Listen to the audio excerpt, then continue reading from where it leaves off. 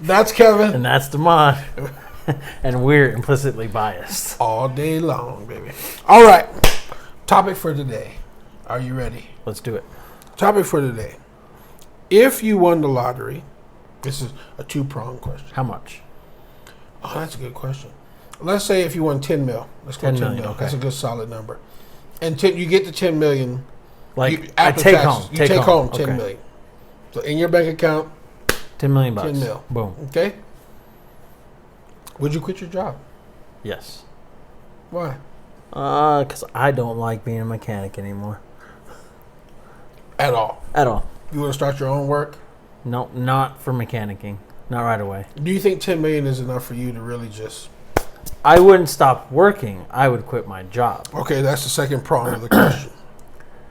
What job do you see yourself doing that you would continue to do daily? You would wake up and be happy to do that job, even though you had 10 mil, or by the time after you pay your tithes to the church, which a good Christian should do. He's not doing it. But he ain't gonna pay crap. But anyways, or excuse me, not pay. I should say after you give your tithes unto the Lord, and you have your 9 mil in the bank, and after you spend, on your plastic surgery and all that kind of stuff. After that's over, what? I think I would honestly get into actually building my small business consulting firm. Make it a firm. Make it a real thing. Not that it's not real now. It's just I don't have any clients now. But you would have more time to dedicate to it. I would definitely dedicate solely to that. Right. I would dedicate to making that money grow. Because having that much money, you can actually invest and do positive things with it, and invest in smaller startups and have things come up that way. I wouldn't just sit there and let it stagnate. Well, you would make interest on it. It wouldn't be stagnant, but it wouldn't be. Interest isn't fast enough for doing anything with it. I would look into investing in real estate or such a thing. Would you be an agent or would you just be an investor? I could be both. But what I mean is, I'm talking more about like these are just options. I'm talking, what is that passionate thing that if money didn't matter, that you would be like, you know what, every day I'm going to get up and I'm going to do this. I'm going to do it well. I'm going to love it. Like, what is that thing that you feel like would be your spark? Well, the small business consulting is something that I want to see small businesses succeed. And not just monetarily. I want to see them succeed and realize that their happiness is more important than money. So if that is making them the best and the richest taco shop in town, I want to help them achieve those goals. But if their goal is to be the most mediocre, and not mediocre in a bad way, but the most average taco shop, so that way they don't have to worry about it. They can spend more time with their family. They don't have to be at the shop as much as possible. Self-sustaining. Yeah. But help people realize that the money's not everything, but the consumer also tells them exactly what to do, so you just need to listen to them, and that makes their job a whole lot easier. Get that point across to them, and stop seeing so many small businesses fail right out the gate. Right. Because, in general, statistically, most small businesses will fail in a year. Right. Just because they don't see all the little things that finally add up. But then they're so wrapped up in looking at those things that they don't see that they're failing the customer in one way or another. Right. And you feel that you have a deep passion for that. You feel I do really. That gives you a spark. It does. Yeah. And I've helped a couple businesses so far. They've taken my advice, and it feels good to watch them take the little bits of advice, and their customers are really happy, so that makes them really happy. Right. And I really haven't seen that in the mechanic field in a long time. Right. Working with customers, you used to see that, but it's gotten less and less and less and less and less. Used to do extra things to go over, above, and beyond helping a customer out, and now it goes unnoticed. Well, do you think it also stems from our society doesn't really care about cars as much as previous ones? A car was a statement. It was a status thing. It was something to be cherished. I mean, there were people who literally would wash their car every week by hand. Not like take it through, a drive-through, but they would wash it by hand. And now it's just like, well, if it breaks, I'll just buy another one. Everything is kind of throwaway in our society. Is like that. So you think that might have something to do with it? It's not necessarily that it's something against mechanics or anything like that. It's just the mindset of this society is just different now. Well, that and everything's so expensive. I mean, if you just go back, 14 years when I bought my first truck, it was $25,000. Now, a lesser equipped truck is starting at $35,000. Right. Everything's more expensive. The hourly rates have gone up for shops, right. But so the customers have to pay more, but mechanics aren't getting any more. Right.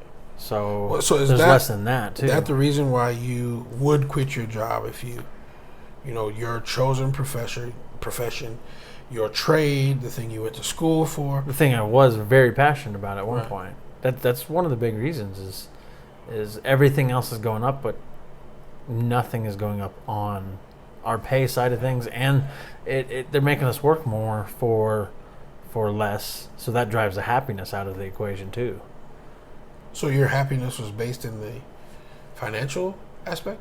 It was based in the customer service, but when the customer service went away, all I had to look at was financial, and then that's not going anywhere. So it just drives it farther and farther away from being anything that I like.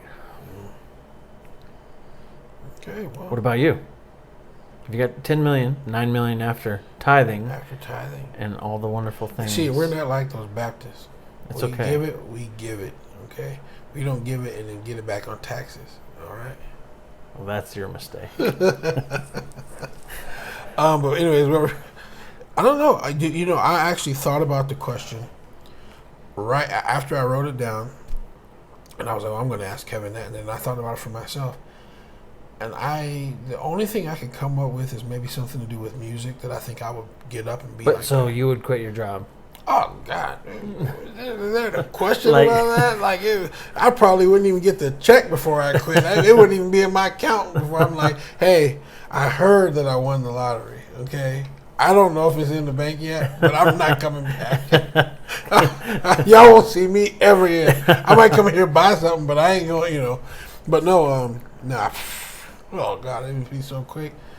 So, yes, the answer is yes. And then, like I said, moving forward, like I said, the only thing I can think of is maybe something to do with music, maybe music production, something like that. I think that would be something that I could see myself being real passionate. So, like, open up a studio type thing you would look into doing? Yeah, that would be awesome. I'd like to open up a studio. That way, even when I'm not, because when it comes to music, it's like art. You go through, seasons. Mm-hmm. It's like any other art. You go through seasons. There's times where you're flowing. You can't hit a wrong chord. Mm-hmm. You can't sing a wrong note. You can write 5 songs in a night, and they're all different, and they're all unique, and they're all beautiful. So yeah, a studio. I think that would be something that I would really, really enjoy. Just the day-to-day being in there with talented musicians, even untalented musicians. They'll teach you something, Yeah. There's always learning and helping people create, like you were saying, like you would help people in their business to see them achieve what it is that they want out of it. To just be there every day and give my little bit of input and to help people achieve what it is they want to get out of their music or out of their singing or playing or whatever it is. I think it would be awesome. So as part of that, would you do something with the music apps that are out there, like helping people start up their SoundCloud and using your facilities to utilize that? I'm sure I would. I'm sure I would. I would never want to back myself into a corner where I'm not willing to monopolize on whatever's the latest or the best or the greatest thing out there. And so, especially if I could just do that uninhibited, I think I said that right, uninhibited, whatever. We always say it wrong. But anyway, if I could just do that with no worry about my bills being paid, with no worry about it's all for fun, it's all for enjoyment. Oh my God, yes, I'd jump on that. I think that'd be fun. That'd be awesome. I think that'd be a fun process to watch too. Oh, it would be. I think it would be amazing. And then the other thing that I think I would do is maybe a restaurant. But because I have worked in restaurants and stuff, I know I don't want to be a cook or a chef. I don't want to just a restaurateur? Just somebody who owns the restaurant. Yes, a restaurateur, but who also, I mean, because some of those guys don't have any input in the actual food and stuff like that. So obviously, I would be the one who thought of the theme and all that kind of stuff. But I would want to be able to be like, hey, I thought of a great recipe. We should try to, tell the chef and then let him implement that. So I think that aspect would be really awesome. So maybe those two things I think would be something I would get up and be passionate about and I'd love to do. But other than that, I don't really like anything. Yeah, but restaurants definitely could keep you busy all the time. Oh, yeah. And studios, I don't know operating hours, but I think lots of those would be after hours. Most of those are at night. Right? Musicians are night owls usually. In general, they have a real job and then they have this as a side, so you'd be busy all day. Yeah. I think the only thing that would probably annoy me in that job, and I know this is going to sound really, I think the thing that would annoy me is somebody who doesn't know that they're not talented, doesn't know that they don't have it, but they're like the person who's like very persistent. And you can't kill their dream. You can't tell them not to come, and you can't. So you have to help them. But on the other hand, you want to be like, dude, just go to college and get a degree in molecular science or something, because you're not going to be a rapper or whatever. I've run into the same thing in the small business. I'm like, I've met some people that this is their first business, but this is definitely not their calling. Right. Right. And a couple of them just haven't wanted to listen at all. Right. They want to do it their way and their selfish ambition towards their goals, but it's gonna drive them in the dirt. Yeah. So you got to figure out a tactful way to tell them, wake up and smell the cookies. This is not meant for you. Well, and then I've worked with people who've done studio work and stuff like that, and I mean I know there are people who have a lot of money who want to just feel like they're more talented than what they are, and they're willing to spend the money, and that's one of the things where I would feel ethically like some kind of way, because I'm like, I need the money, like not that I needed it, and that's good, but like the business needs the money, but man, you really got to tell them like, dude, you're probably not gonna make it. But then we can't say that because there's so many people who have zero talent who made millions of dollars in the music industry. It's a fun. To me, it's really fun watching it. Like the story of the what's his name? You talking about the Shebang guy? No, the latest one with Old Town Road. Oh, right. He bought the track, bought the beat for like $30 or whatever, and he put it out there, and it became massively popular. That dude's got some talent, but anybody can fall into that nowadays. Absolutely. So that would be cool to help people get to that point. Oh, it would be a dream. Literally, it would probably be my dream existence, because again, when you're doing something you love, you can't call it a job. Yeah, you can't call it work. Yeah. Right now, everything I do is work. Absolutely. Everything I do right now is work. Yeah. But that would be a dream existence. Yeah, it would be awesome. There was an additional question that I was going to. That's where it is. So, what would be the most, if you won the $10 million, what would be the most meaningful thing that you purchase?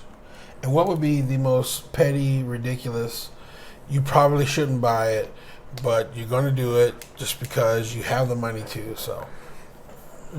Some kind of race car is going to be the audacious purchase. Really? It's going to be a race car, because I don't like being a paid mechanic, but I'm still very passionate about cars and all that. So it's going to be something along the lines. And what's that limit? What is the amount you would spend on You have to A put a lot. salary cap. You got to put a lot. salary cap on there. On the right car, a couple $100,000. But and it could be a supercar, or it could be a project car with a really rambunctious engine setup. But So it would be something that you could. It wouldn't be one of these new computer, all 100% computer cars. It would be something it could you be. could work on. If I had the $10 million, would have to do the talking.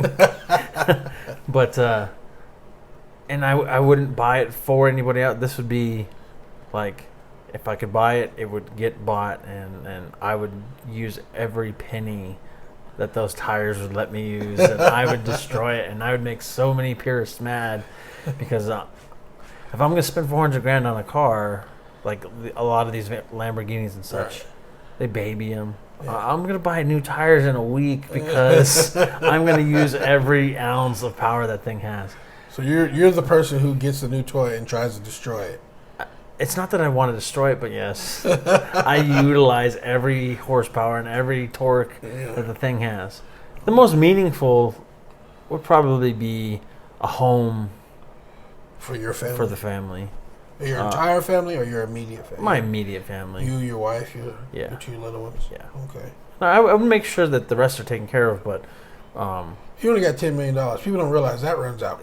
I can quick. make it run out quick. You're right, but I would still make sure that they're not wanting. Right. But definitely a nice house, estate of some sort, Right. would probably be the most meaningful.